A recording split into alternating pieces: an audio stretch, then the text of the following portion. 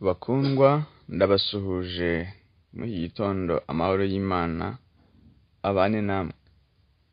Dukomeje kwigana igitabo cy'inama ku mirire n'ibyo kurya. Turi ku gice cya 19 kitubwira ngo ibyo kurya biherekeza amafunguro. Ni kuri paje 341. Uyu munsi tugiye kureba ingingo ivuga ngo ntibigize umugabane w'ibyo kurya byiza kandi byubaka umubiri. N'akagingo ka 542. Abantu bamwe bazi uburyo bwo gukora za gato z'ubwoko bwinshi, ariko ibi si ibyo kurya byiza byo kuzana ku meza. Gato zigizwe n'amasukari z'ubwoko butandukanye zitera akaga ingingo zigogora. None se ni kuki twashyira ikigeragezo imbere y'abantu bari ku meza tubategurira ibintu nk'ibyo byangiza ubuzima? Inyama na gato biteguranywe ibirungo by'ubwoko bwose si ibyo kurya byiza kandi byubaka umubiri. Ibirenzwa ku byo kurya deseri byo mu bwoko bw'amavuta ya creme bizanira umubiri ibibi kurusha ibyiza. Imbuto igihe zibashije kuboneka nizo zigize imirire myiza cyane kurusha ibindi.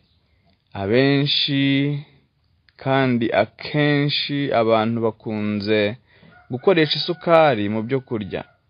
Gato, keke na za konfitire nibyo ntandaro y'igogora ribi. Amavuta ya creme agizwe n'amata, amagi n'isukari bivanze ni akaga ku buryo bwihariye.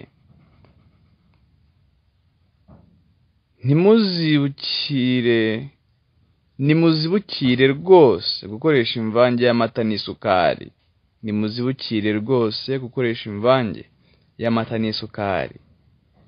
Abashinzwe ubugorozi mu by'imirire nibite cyane ku guha agaciro ibyo bemera kandi bavuga. Nibazibukire rwose ikintu cyose kimerera nabi ubuzima. Nimurye ibyo kurya byo mu byaremwe kandi biboneye. Imbuto cyangwa amatunda nizo z'ingenzi kuruta byose kandi zigabanya akazi ko guteka. Nimuzibukire za keke, gato n'ibindi binyamasukari bizanwa nk'amafunguro arenzwa ku byo kurya bisanzwe, kuko ari ikigeragezo ku irari.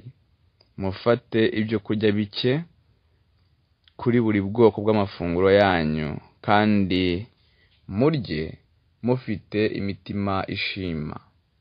Mureke uyu munsi dusoreze aha, tuzakomeza ejo tureba hamwe ibyo kurya bikeya biherekeza ibindi uburyo bitabujijwe.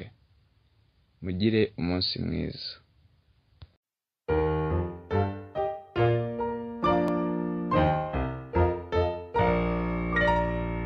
Jesus.